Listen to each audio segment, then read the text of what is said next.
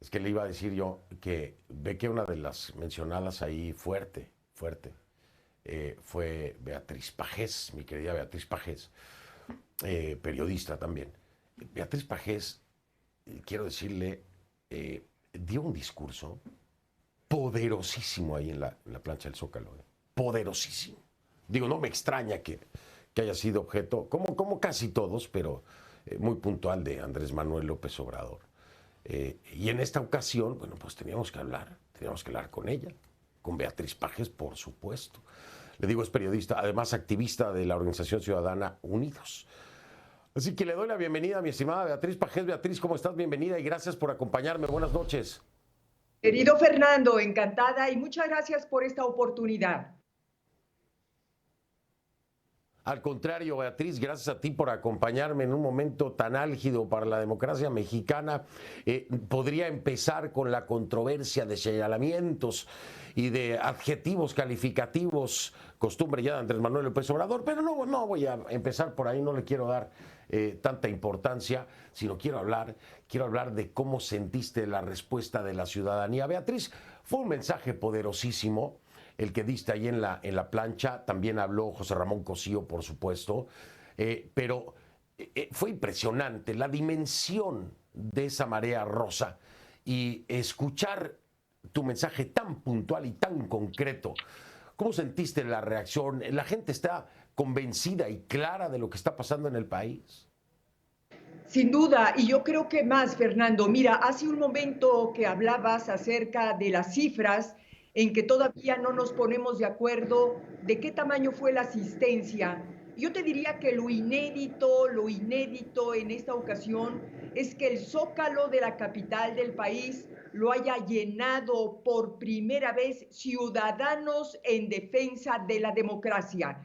Ese zócalo ha sido llenado de muchas maneras, como tú bien anotabas, cuando la gente va a presenciar un espectáculo, un concierto, pero nunca esa gran cantidad de mexicanos habían asistido a la Plaza de la Constitución para defender la autonomía y la integridad del Instituto Nacional Electoral y para decirle a los ministros, porque estábamos colocados justo enfrente de la sede de la Suprema Corte de Justicia de la Nación, que echara para abajo, que invalidara un plan B, una reforma electoral que representa la crónica de un fraude anunciado para el 24, Fernando. Creo que ahí está precisamente lo inédito de esa gran concentración del pasado 26 de febrero. Beatriz, muy importante entender lo siguiente, me lo dices tú en este momento, a los magistrados de la Suprema Corte de Justicia de la Nación se les está hablando, porque ya no se le puede hablar a Andrés Manuel López Obrador sobre el tema, es que cada vez, el esfuerzo que hizo Andrés Manuel López Obrador, y me dice si estoy mal, Beatriz, el esfuerzo que hizo Andrés Manuel López Obrador para vincular esto con el caso García Luna, una cosa, ahora sí te lo digo, jalada de los pelos. Querer vincular esta marcha que tiene que ver con su plan B, con su reforma electoral, con defensa al INE, con defensa al voto, etcétera. Estuvo una semana en campaña tratando de vincular a todos aquellos ciudadanos que estuvieran ahí en defensa a García Luna. Ridículo, una necedad, pero no hay apertura para escuchar la propuesta, no hay apertura para escuchar el reclamo, no hay oportunidad de disentir con Andrés Manuel López Obrador. Ya no se le puede dirigir a él esto, ¿correcto, Beatriz?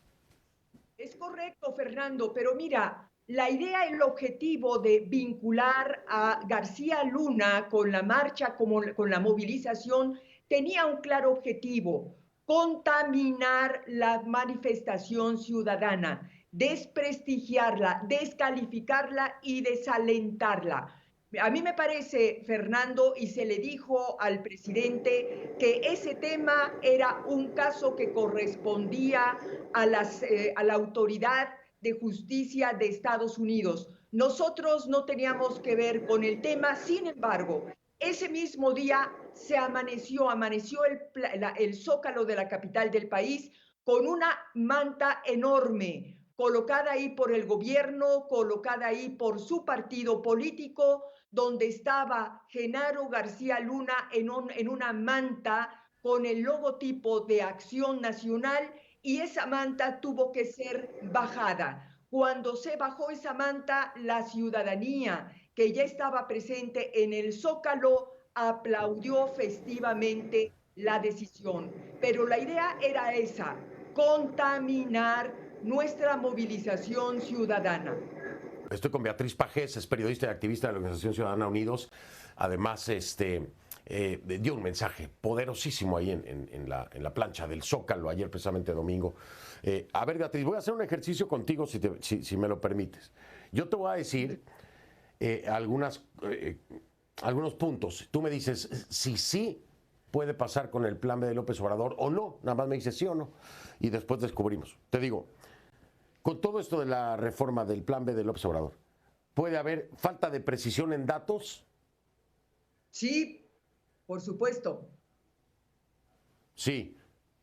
¿Modificaciones arbitrarias en los círculos electorales? Sí. ¿Utilización de fondos públicos por el oficialismo? Sí.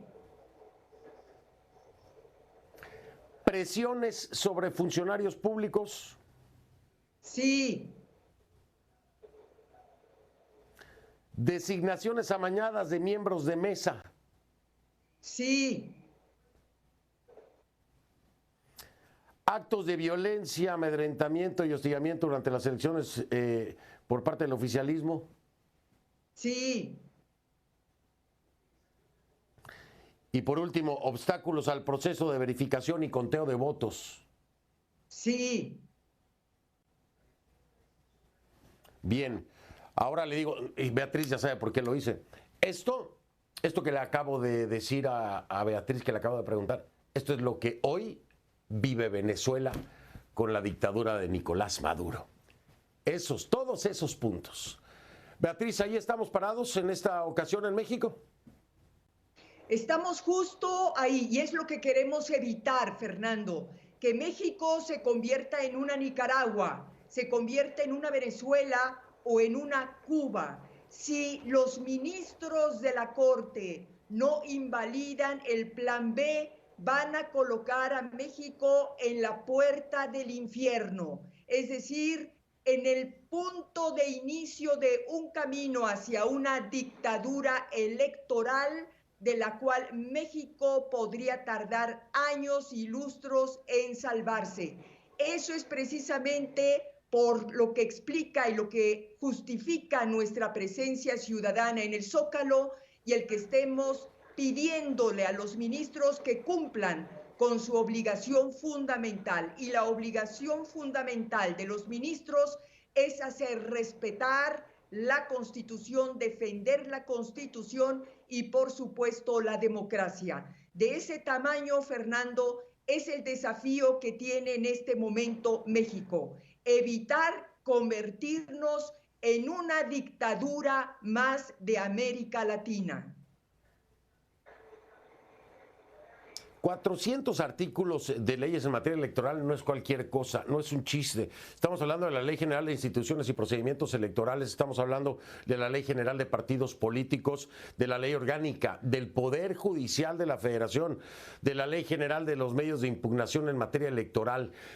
Todo esto es lo que trastoca el plan B de Andrés Manuel López Obrador. Y yo te pregunto honestamente, mi queridísima Beatriz, ¿hay elementos suficientes al hablar de estos 400 artículos de estas leyes en materia electoral para impugnar, para presentar una controversia constitucional y que no tengan duda los magistrados de la Suprema Corte de Justicia?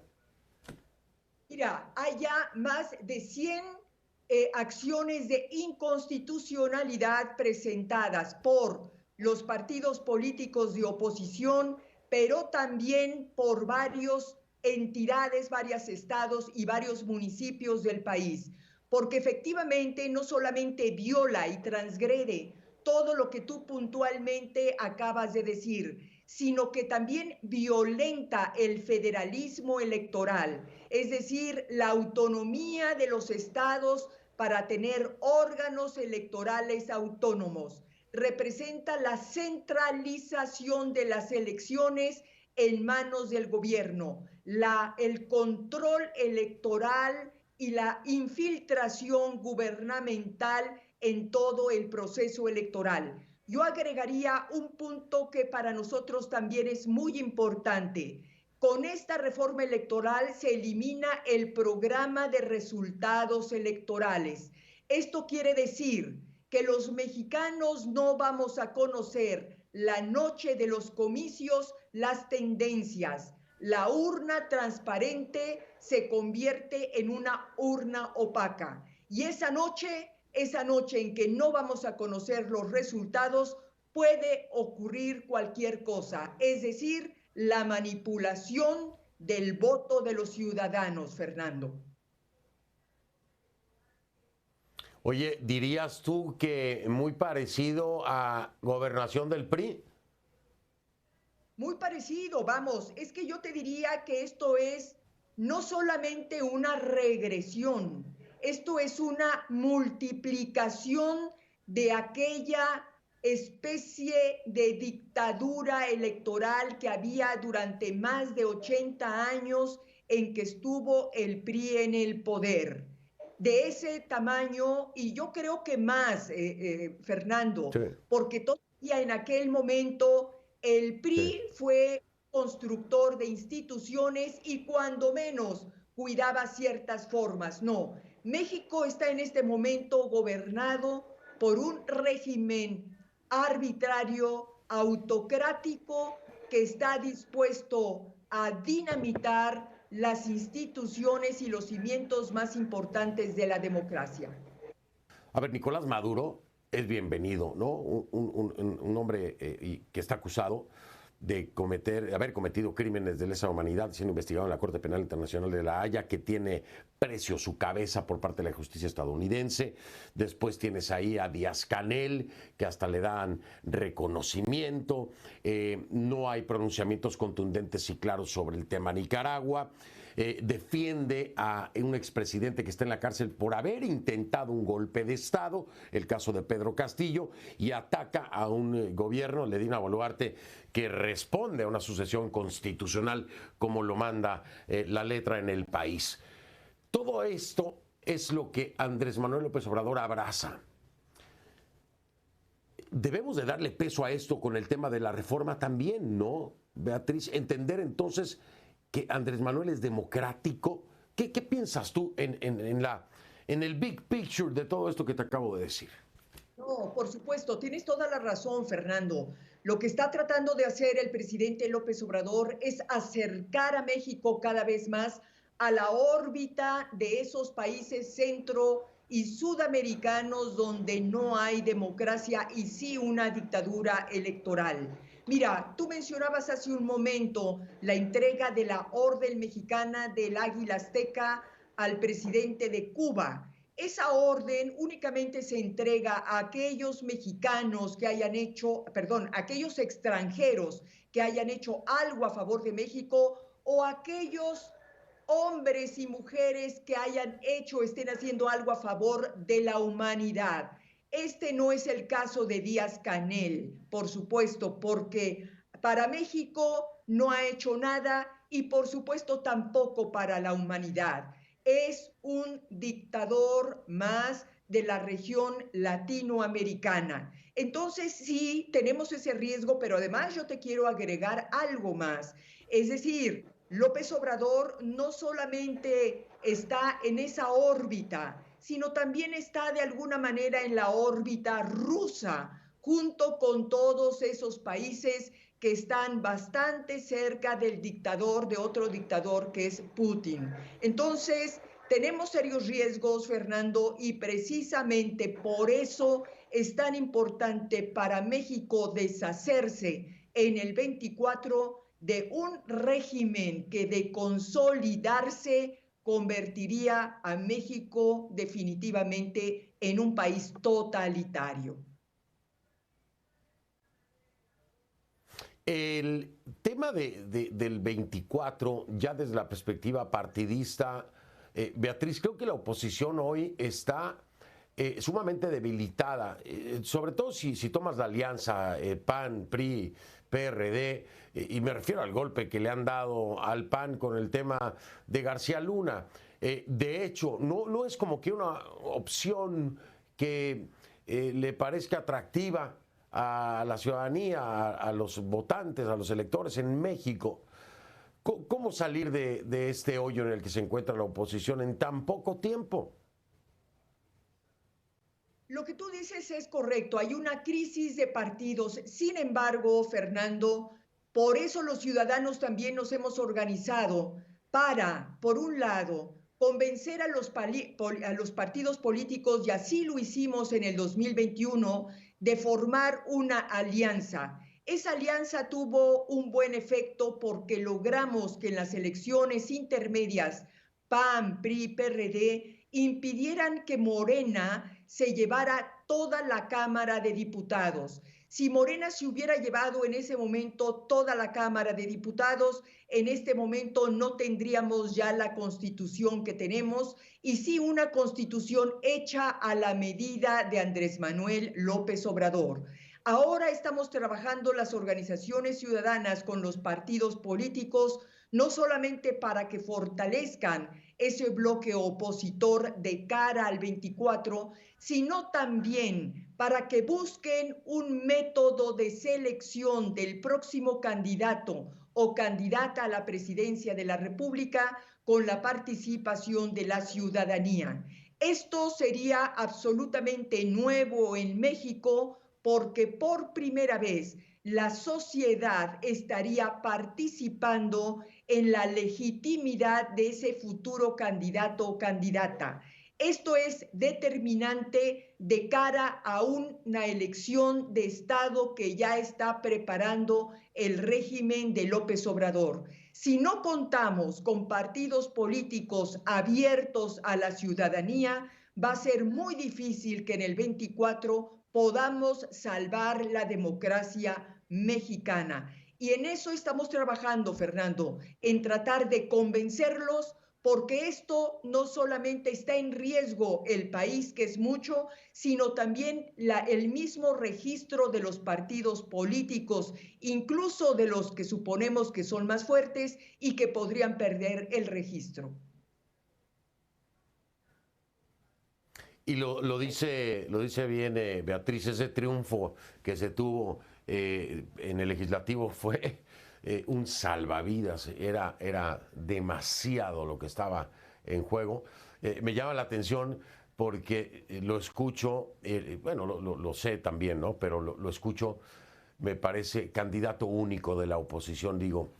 Es Venezuela, es el esfuerzo que hoy están tratando de hacer precisamente en la oposición venezolana, buscar un candidato único que sea elegido por el propio electorado, por la ciudadanía, que lo legitime, para poder entonces enfrentar al régimen de Maduro, a la dictadura de Maduro.